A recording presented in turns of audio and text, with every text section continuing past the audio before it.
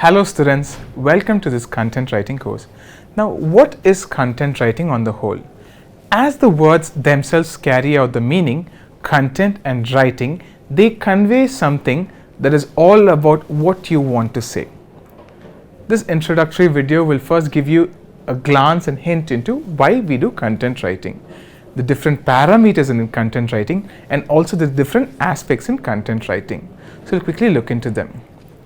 So content writing is basically conveying information or through words in the most better manner, in the best sort possible.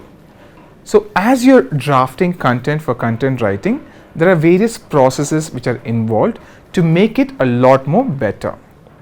So first things first, we need to understand who our audience are, because everything that we write is for a certain audience. It's not for ourselves to read. So whoever is going to read, they should have an understanding of what you're trying to communicate. And whatever you are trying to communicate through your words, it should be much more simplified in nature. So when you're looking at the entire construct, they should first understand your works and what you want to tell them. If you were to write a content, maybe even a newspaper article on a said issue that is going on in the country, if the listener or the reader is unable to understand what you're trying to communicate or even convey, there is a break in communication, and so that's the reason we have this particular structuralized communication. So we should know who we are writing to. So if you're going to write about movies, what kind of movies are we writing about, and who will be the reader of those reviews of the movie?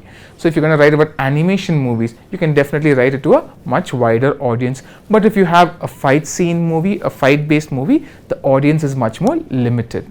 That's called understanding your audience. And once you understand your audience, your language would change, the way you approach them would change, the way you tackle this situation would also be a lot more different. Next, we also have this very important tool of storytelling.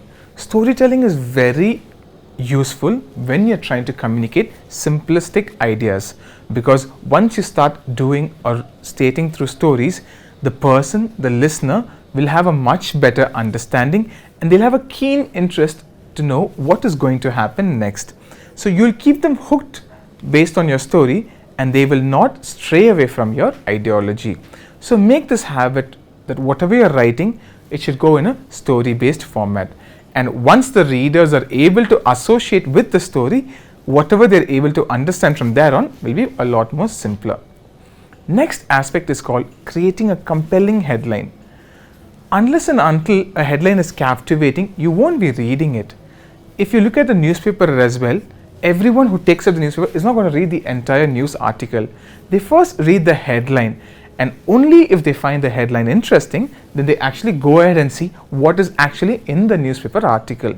So whatever headline you're creating, whatever content you're creating, make sure the writing is much more crystal clear in that particular manner, and you're able to understand it should grasp the interest of the audience so they don't lose interest and they're able to attain the information or retrieve information from the article that you have drafted. And next, it's always important and good to use visual elements.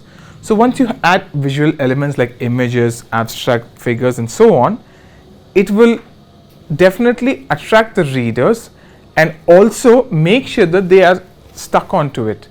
It'll keep them interested and attract them towards it. That's the reason if you look at the pictures in the sports magazines as well, they're very colorful, very vivid in nature and beautiful.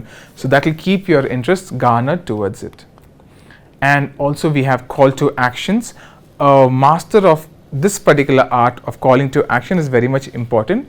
So you're asking the readers to take an action based on that.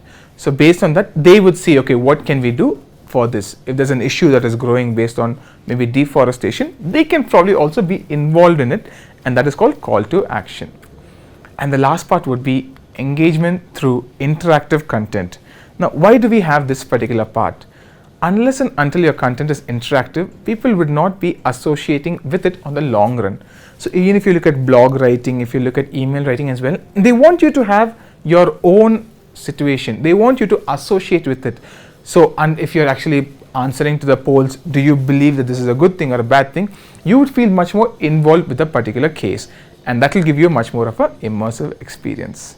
That is the end to content writing basics. Thank you.